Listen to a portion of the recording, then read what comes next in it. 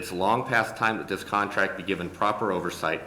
Multiple people tell the executive board of the Nebraska legislature they want to see a special committee investigation, complete with subpoena power, to determine how well St. Francis Ministries has been doing their job and how the Department of Health and Human Services gave them the bid in the first place. We must gather all the facts so we can understand how this happened so that it never happens again.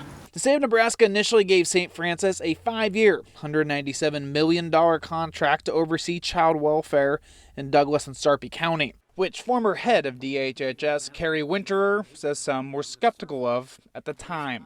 This bidder could not provide the services for the amount of money that they bid.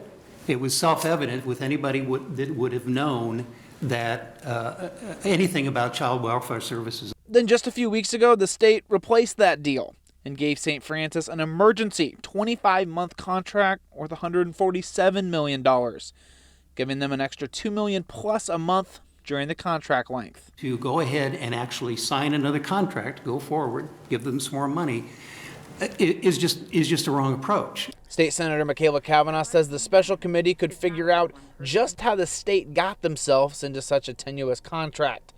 Senator Steve Lathrop, who's on the executive board, seemed to agree. We need to be prepared for the next time they come with their hand out and say, we can't do it.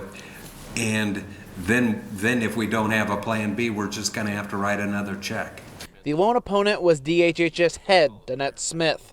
She says she's been transparent with the Health and Human Services Committee on what went on and that they should investigate instead. And because the Health and Human Services Committee is so aware of the work that we do, the things that we do well, the things that we do that we have weaknesses in and opportunities, they just seem like the right fit. But to that, there was pushback. Sort of confused about this unwillingness for transparency when we're clearly having economic issues and contracts that are not being met.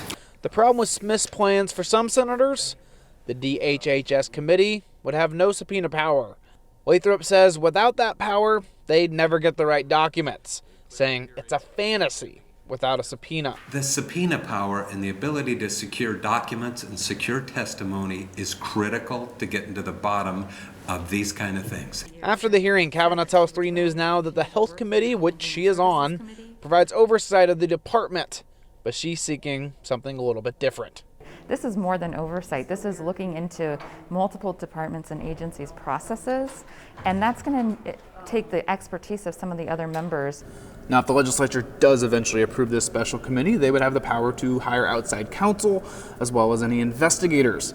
Any findings that they make would be required to be reported by December of 2022.